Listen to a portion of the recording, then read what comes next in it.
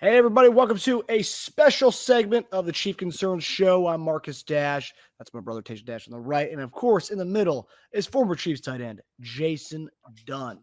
So, guys, today on this Bleacher Report special segment, we're going to be talking about trades. Obviously, after the draft, we're getting to the OTA period here. So, teams are looking up to fine-tune their squads. I mean, any spots that need a little bit more and a little tinkering, teams may go to trades, and I honestly don't think that's going to happen until after the June 1st period, because I think they're going to see some stuff happen as far as June 1st cuts potential. There's one guy I'm looking at, Chris Godwin. I hope that could be a potential name that can come to Kansas City if Tampa cuts him, but we're not talking about that. We're talking about trades on this episode here. So with this, each of us are going to give one guy that we think the Chiefs should trade for at this point in the offseason. There's some sexy names out there. I think the name I'm going to throw out is probably not going to be the sexiest of all. I think some fans will be like, "No, we don't need him," but we'll talk about it anyway. So with this, Teja, do you want to start us off here with your trade candidate? We'll go from Teja, JD, and then I'll finish it off at the end here. Yeah, let me start. I'm going to aim for the moon, because this is a dream candidate, and I am definitely dreaming when I want this. I'm going to go DK Metcalf with the Seattle Seahawks. Ooh, Veach's favorite. So let's go for the positives already, right? There's a lot of them. So contract, although it's hefty, we would only be responsible for $13 million and a non-guaranteed $18 next year. Age, only 26, so he'd be our guy for the next, let's say, 4 to 5 years. Fit, I believe he'd be a seamless fit at the X position. He's big, he's fast, he's physical, and he's shown growth in the NFL, getting better since he's come out of college, which is a huge thing to look for these guys that strive to just keep improving, right? Just like I'm good. Let me just say where we are, right? Skill, he's an absolute monster. He's a consistent monster at that. So he's averaging just under 1,100 yards and 9 TDs in 5 seasons. And even better, he's only missed one game in his 5-year career, considering how physical specimen he is. Because those guys tend to get nicked up and miss games here and there. One game in 5 years is ridiculous. He was I didn't check for the full season, but when he did this, he was the fastest ball carrier last season as of week 13 at almost, I think, 22.3 miles per hour. And he also trash talks in sign language to avoid fines. So he's a little tidbit. So he's looking for all the edge. He does have a little temper out there. He tends to get in like pushing matches and fights on the field and stuff. But, he's working on it. He's learning sign language to try to figure it out. So negatives. There aren't a lot of negatives to this. Unless you love mock drafting and you're prepared to lose, future picks that you won't be able to, put in the mock draft calculator anymore. That sucks. But I'm pretty sure acquiring DK would make you forget the fact that we don't have a few picks that you're going to have to, lose on predicting. I can nitpick and say with his size and speed, I'm not sure how he'll age into his 30s. But again, that's nitpicking, and we don't have to worry about that for quite some time anyway. So I don't think that's a big deal at this point. Finally, grand view of this, I'm skeptical of the dream, because although Seattle does have major cap issues, they're currently hovering around 0 in space right now, and I think listed around 17 over the cap in 2025. They would clear about $39 million if they traded him after June 1st. For the next 2 seasons, they clear about $39 million off their sheets. But unfortunately, DK is a loyal guy. He loves Seattle, and he doesn't want to go anywhere, and I just don't see them trading him. Yeah. He already came out publicly, was it 2 years ago, saying that he wouldn't come to Kansas City. Some Chief fan was like, come to KC, and he was like, nah. So he's a loyal guy. But if the money talks, right, JD? So, I mean, money's there, and, Kansas City's willing to pay up the haul for DK Metcalf, then, of course, come to Kansas City. I think that's the problem, though. The problem is, can they really afford a guy like DK Metcalf? Do they want to spend that type of money on a guy like DK Metcalf? Obviously, with the type of problems that's been happening with the Chiefs, it is enticing to get a guy that is not going to, well, I'll just say it, won't necessarily get in trouble, who's a really high character guy, right? Has been very phenomenal out there on the field. But still, I don't think the Chiefs really want to pay a big ticket for DK Metcalf. I especially the way that we utilize our wide receivers. I said it before, we are a small receiver offense. Is what we are. And so it'd be nice to have a DK Metcalf that we're going to throw the ball up to and throw, back shoulder balls. But we just haven't been able to do that. Big receivers here just don't really fit in our offense. It just, we see it year in, year out. We get a guy here that looks like he may be able to come in like a big guy that we want to have, and we just don't utilize him. And sometimes we just move on from it. We just don't do what we need to do with the DK Metcalf. I like it. Love to have DK Metcalf. Love to. But I think the cupboard's bare. I think that's what the cupboard's a little bit bare right now.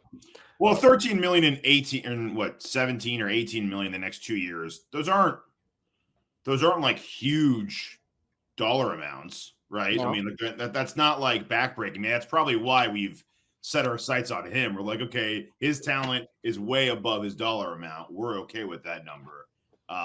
Add 10 more million to both those, and yeah, I think we're out. Yeah. Well, I think it's what he'll try to, he'll definitely try to restructure. I mean, immediately. I mean, why wouldn't he? Especially if you've seen other guys that, I guess similar, skill sets and, I guess productivity. Well, I think he is getting more. I think we're on the hook for just those numbers. Oh, just those numbers. Yeah. Yes. Yeah. Right. I think he's getting more from like Seattle and in the trade and whatnot, and he's already getting like bonuses paid up front. Okay. I think we're just our number only has those numbers. Well, good. From what I've read. Well, I mean, that's then if that's doable in the contract, then they agree to it. I mean, it's not a bad way to go. But still, it's the same thing. Like, do we utilize a guy like this? Is this something that we have? But it would be it'd be a good change up. I just want to utilize a big receiver. I would like to do that. Big guy here, throw it up to him. So yeah. And it's interesting that you went with DK Metcalf, Teja. That's been a hot topic ever since Brett Veach said a couple weeks ago that was his biggest draft mistake was not drafting DK Metcalf.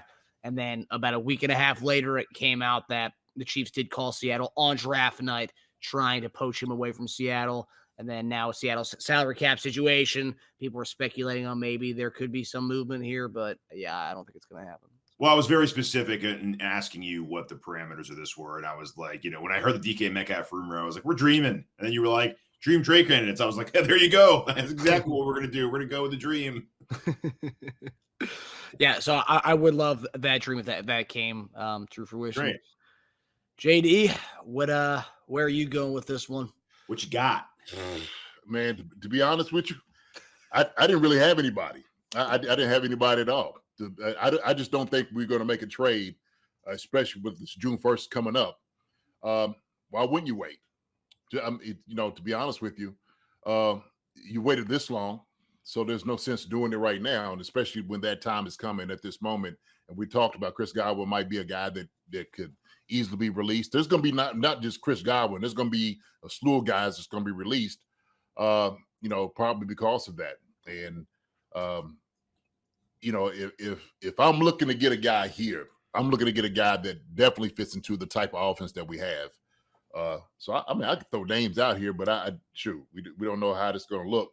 Because I'm looking over somebody's contract for one that I do love, Terry McLaurin. Okay, yeah. But what type of contract that he's sitting over here? He's looking at dead money cap, man, like $35 million. He's looking at next year. Damn. I mean, it's not even in the thought process of trying to do. But he might be one of those casualties because he's making so much money, So I don't. They definitely won't get rid of him, especially trying to lose that type of money for a guy like that. But like I said, man, I don't know as far as trades right now. Is it necessary? If you don't have the draft, and if you was gonna make any trades, I'd do it during the draft.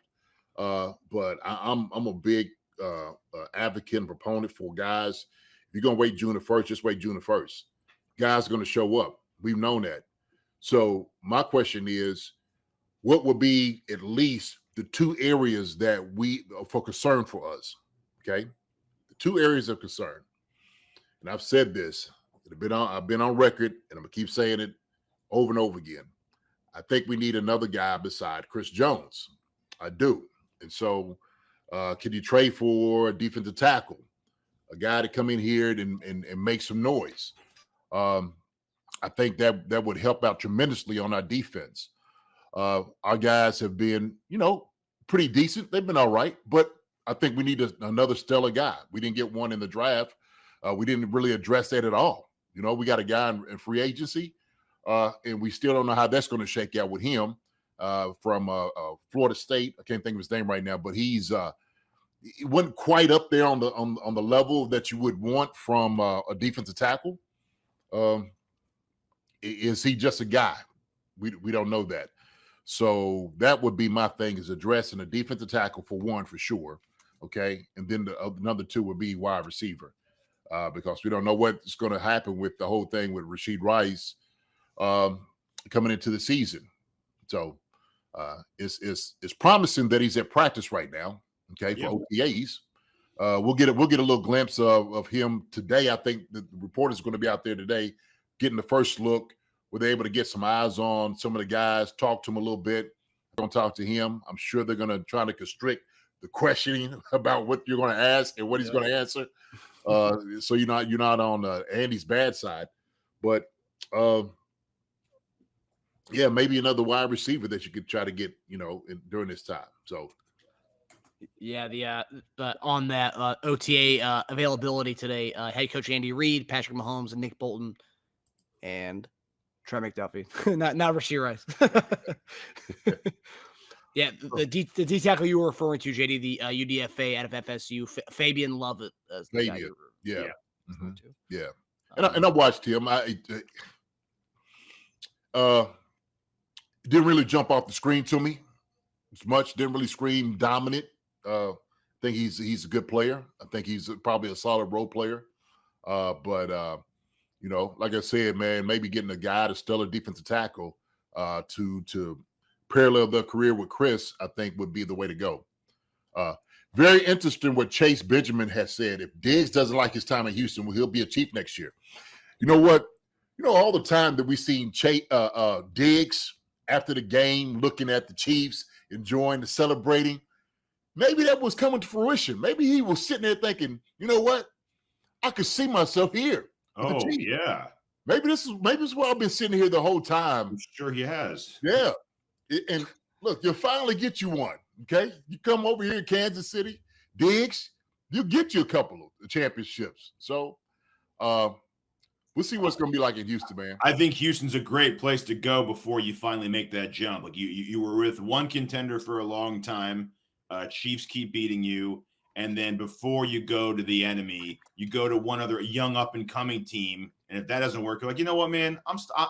That's two playoff teams I've played with for 5 straight years. Well, more than that if you count the Vikings. But in the AFC, it's like, I'm done playing games. I'm just going to go right to the source now. Yeah. And it would check off the veteran presence that we've been wanting in the wide receiver room if that were to happen. But that'll be a next year that thing. And I do think there's going to be some heavy interest with Diggs when he's a free agent. Yeah, Matthew says next year Diggs will be 31 too old. It's not too old, man. He's been, producing all this time. He takes care of his body. He never gets hit. He's the one that always goes down. I remember they're having a big debate about toughness with football players and basketball players. I forgot what basketball player said this. I'm like, look, not all y'all football players are tough. He said, I've seen some of you wide receivers get down without getting hit. So, this notion that every guy that plays football is a tough guy. And I'm just like, he's got somewhat of a point there. He's got somewhat of a point. But these guys go down because it's a business decision, pure and simple, right? And so Diggs can play until, he's 34 probably and still catching passes, man. So I think he does a good job taking care of his body. The question is, for that age to come to produce, he would love to come play with a Patrick Mahomes, at the end of his career. Yeah. No doubt. And again, in a room full of young guys, having a guy who's 31, that's actually a good thing to have. A guy who is a little bit older, and it's not, I'm not talking about a 35-year-old guy at the end of his career. I mean, this is 31 years old, so it's like, he's not that old. Right. Right. And this is coming for a 30-year-old guy. 31's not that old. And I think his build allows for graceful aging. Let's put it that way. Yeah. Yeah. I mean, he's got, he's a little more like Spider-Man-ish, right? Like he's got that build to him. But guys, DK, go back to that. Like, I don't know how guys like that age. But then again, I didn't think LeBron was going to age that well. So hey, I've been known to have been wrong about a graceful aging before. Well, I tell you what, it all goes into how a guy takes care of his body. That's true. And LeBron, takes one care of the of his best, body. if not the best at it. So yeah, I mean, I played with him since he played for 17 years. He took care of his body, and so he could have easily played probably for another 2 years. Didn't slow down at all, and so, but a lot of it is, the maintenance, taking the hits. And I know Diggs does a good job of that. DK Metcalf looks like a guy who takes care of his body. I mean, that joke is jacked. He'll run through a brick wall. So, yeah, those two guys I don't think is an issue at all. So with my guy here, so this is not gonna be, like I said, it's not gonna be a sexy name at all. With this pick here, with this trade potential. So over the last few weeks, we've talked about how we missed on Tyler Boyd. He signed for $4.5 million. Then we missed on Zay Jones, who we wanted, signed for $4.25 million. And it became a thing where it's like, oh, well, these guys are going away with $4.5 million contracts, So like, why are we not getting them? Which leads me to believe we're probably lowballing them a little bit, probably offering them out 3.5, maybe 4. Yeah. So I looked at a veteran guy. So obviously we have an interest in a veteran with Rashee Rice's, questionable situation coming up here. We don't know how many games he's going to miss potentially this year with that the car wreck in Dallas. Mm-hmm. So I looked at veteran guys who we've had interested in the past and guys who would not be making that much money this coming year if we were to trade. And the guy that stands out to me, and JD, you and I were big fans of this guy 2 years ago, or I guess it was last offseason, is a guy by the name of Robert Woods. So a little bit older guy. He's been around the block a time or two. He's with Houston right now, and he's that wide receiver. When we talk about Stephon Diggs, we talk about Tank Dell, talk about Nico Collins, and then also John Mechie, who's supposed to be coming back this year, who they traded up to go get in the draft like just 2 years ago. Well, obviously, he was out for he had Hodgkin's lymphoma, I believe, or leukemia. And he's back and ready to go. So that's a really crowded wide receiver room. Yeah. And the beauty about Robert Woods, obviously, an older guy, a veteran who's been around the block. That would provide some veteran presence in our room. The guy's been around in the league a little bit. He could shed some light for the young guys, be a kind of a mentor for these guys. On top of that, the beauty about if we were to trade for Robert Woods is making about, we'd only be able to hook for $1.8 million. Ooh, that's the sweet spot right there. But that is what Brett, sweet spot. That's a Brett Veach special right there. You see, his tail's wagging when he sees what he's got to pay him this year, $1.8 million. And honestly, he could be a guy that is even cut, to be quite honest with you. So I do think we are going to be waiting to see before we make any splash. We are going to be waiting to see who's cut and whatnot.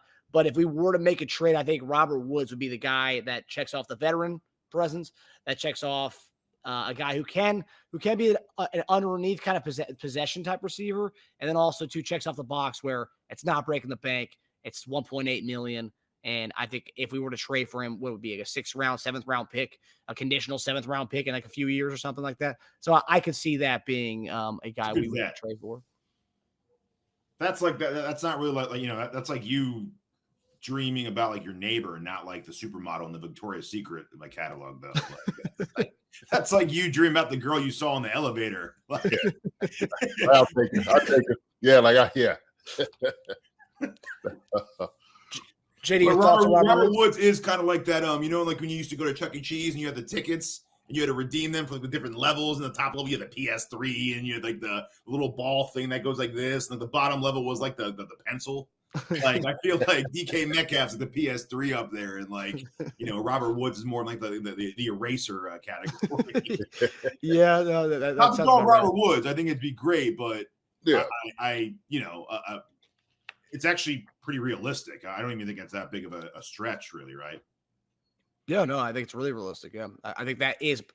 It's a type of guy. If you look at the Tyler Boyd interest and the Zay Jones interest, not they're all the similar types of receivers, but they're all guys who've been around the block, guys who've been around for the league for a while, and they're not trying to. And we had interest in both of them, and they weren't trying to break the bank anyways at $4.2 million.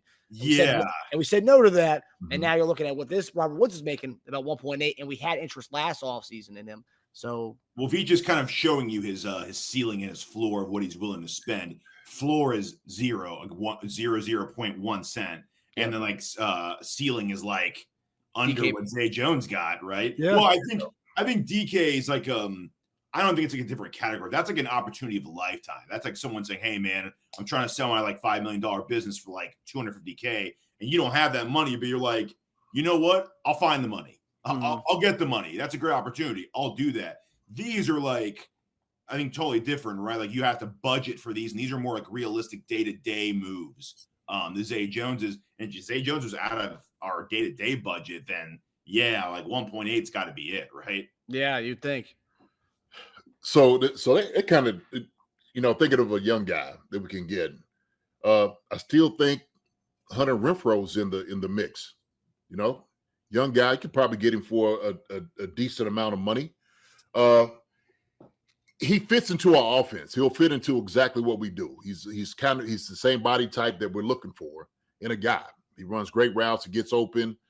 I think we're looking for more of those type of guys, right? That little bit more elusive in space. Knows awareness around certain things and where everybody is on the field.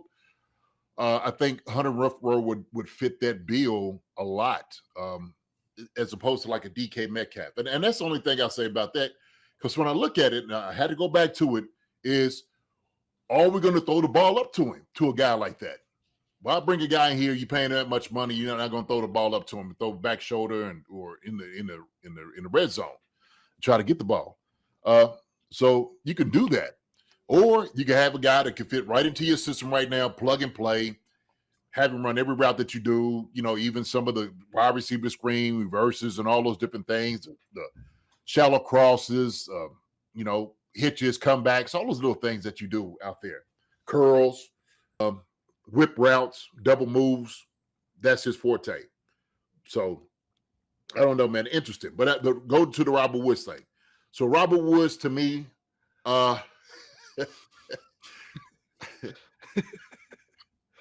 is a bottom dollar deal. No question about it, right? So I don't want to say anything bad about Robert Woods. He's been a phenomenal wide receiver in the league. I've really liked him a lot. I can hear his knees cracking when he come off the plane. I can hear him here in Kentucky. Yeah. And so, he's had some injuries in the past. That's the thing about it. So you just, even if it's 1.8, Veach might be like, well, what about 1.5? Can we do 1.6 or, try to get a better deal than that? Yeah. I just, Robert Woods, does he move the needle? That's the question. Does he move a needle for us? I don't know if he does. I think with his production, what he's done in the last couple of years, they may rather take a chance with the guys that we already got on the roster for that. That's my assessment, as opposed to Robert Woods.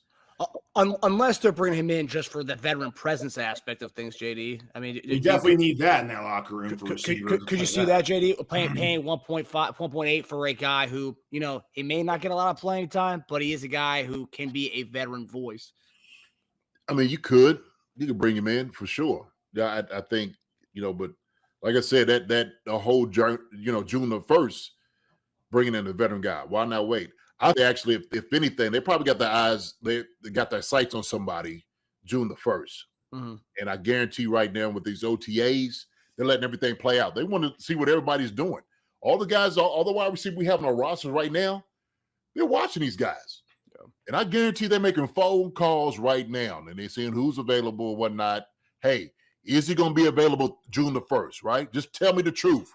Scotty, is he going to be available or not? Right? That's how they're going to ask. And so That's how these deals get done. And so they'd be like, yeah, he'll be there. We'll probably release him. We can't pay him, but he'll be a good fit for you all. And so, this OTAs and whatnot is just an evaluation of the guys that you got here or guys you're thinking about keeping. You're not even taking the training camp. Okay. Yeah. And they're going to, right now, they are going to work themselves out. Okay. You're either going to sink or swim. And so we ain't going to keep carrying 20 wide receivers in the camp. We're not going to do it.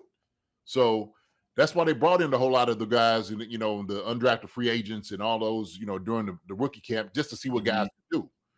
So, yeah, man, I don't know as far as this whole trade deal. I'd be surprised. I would actually be shocked if we did trade for somebody right down at this juncture. I mean, it's the 22nd of May. We only got another week, really. Yeah. So, yeah. And I see the highlights of Woods catching balls from Stroud over there in OTAs over there. Really? Yeah. Maybe they're trying to put him up there for a little trade controversy that they're get him catching balls OTAs to up his value a little bit and then ship him out. Hey, first comment I see on that video was I didn't even know Woods was still there. No, man. Yeah, that's the tricks. They understand the tricks. They know how this thing works. Like, okay, trying to fish him out there a little bit, huh? Dangle him out there in front of everybody. Look at Robert Woods catching everything right now. He's bad. I will say, I will say, Woods was like he started the season out as like their number one guy last year. Then when Nico and Tankdale kind of like really got the offense, he became the number 3. And I believe he missed some games last year. He's still, and this is funny too, because MVS played pretty much almost every snap on our offense last year. Robert Woods had a better year than MVS did last year. 40 for 426 and 1 touchdown. MVS 21 for 315 and 1 touchdown. So, Robert Woods, he still put up decent numbers, and I think I think he would put up decent numbers with us. But I mean, it's all at the end of the day, just. I think at the end of the day, we're going to see what's going to happen post June 1st. Because I think, no point in trading for a guy when Robert Woods could even be available post June 1st. To be quite honest with you, you can get him at a good bargain with a deal up to $3 million, and then based on what he does during the year. Absolutely. So I think as a floor, I think our floor guy Robert Woods wouldn't be the worst thing. If that's our floor, if that's what we're going to come out with at the worst, then it also gives us time. Because the whole mystery around Rashee Rice is the big thing with bringing in another receiver. Obviously, JD and I wanted a veteran guy anyways, but with the mystery surrounding Rashee Rice is if he's going to miss any games at all this season, and that gives us another 10 days to see if we shed some more light on what's going to happen with Rashee Rice. That's 10 more days the Chiefs can find out what's going to happen with that going into June 1st too. So that's also playing a part here. The beauty is, if you're a post June 1st cut, like a big name receiver, and you're looking for somewhere to go, even just for like a 1-year deal, because I don't know how many of those guys are going to get like 3 to 4 year deals after June 1st, but if you're going to get a nice fat 1-year deal with incentives, and you're going to Kansas City and you're like, okay, well, let's see here, play with Mahomes, try to win a ring. Rashee Rice is out for probably half the year. And then they got a rookie receiver and a brand new receiver to that system. So if I'm like Godwin, I'm like, okay, yeah, lace me up with some incentives. I'll hit them all. Even in those 8 games that he's probably out, I'll hit most of those incentives just being a target hog for Mahomes. And then even after that, I don't see Rice unseating me anyway if you're confident in your skills. So high incentives, hit all of them, have some nice stats, parlay a 1-year deal and do a multi-year deal. Maybe you even stay for long term. So, like, I think it's a great opportunity. I mean, not that I'm trying to make the most out of the Rashee Rice situation right now, but at least we're more attractive than a team that, doesn't have any targets to give out and they're just giving out false hope to receivers. We will have targets to give out. Our number one from last season might not play half the year. So come grab balls with us. That's a good point. Even playing field, Xavier Worthy with Brown, all first year. So if you bring in Godwin June 1st or whoever at June 1st, it's equal ground. None of those guys have played in the system before. So this is all first year system for them. And they're not like him at all, right? Like Godwin's a target hog.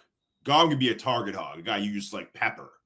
Like Hollywood's not a pepper guy. Just he's a good receiver and he does what he does well, but he's not a guy you pepper with 15 targets or 13 targets at a chain mover, right? Like what worthy, we don't even know what we have in him, but he's a deep threat, and he's a guy you can give to and he goes, right? Not proven, but Godwin can come in here and get 8 to 11 targets a game with us, off the bat, just like ready to go. And he's a smart receiver too, so I could see him picking up our offense rather quickly. Yeah. JD, your thoughts on that? I mean, I like Godwin a lot. Still, kind of looking at his contract as well. He's been banged up a couple years too, so you could utilize that and talk about, hey, look, I know the tactics is like, look, you've had this injury, we've seen it a couple of times. You've had problems with your hamstring as well. How do we know in the future we won't have these? And so yeah, incentive laden type of contracts, sure. I like Godwin a lot. I mean, he's a talented receiver. I think he will be a guy that you can definitely, I'd be happy with for sure. I'd definitely be happy with. And he was coming off of ACL. See, I know it. Yeah. So I think that's why we stay away from OBJ as well. He had 2 ACLs. There's no way you're gonna put money in that. You just can't. You can't put money into, 2 ACLs. Godwin has ACLs. He's had hamstring issues. Seems like his whole career just seems, game here, game there, just always something with his legs, obviously. But I'm looking. And I know we talked about veteran presence, and that's very important. There's a lot of veterans out here who still want to play. They brought up Michael Thomas. Okay, we've talked about. Yeah. Talk about injuries. Yes, right. You can't say there were injury without spelling out Michael Thomas. True. You talk about Randall Cobb. There's names out here of guys you can get. The Chiefs can get in and say, hey, do we get something out of a guy like this? Is that what we're trying to do? So that's why I say we got to find a guy that moves the needle, okay, who doesn't really have bad injuries.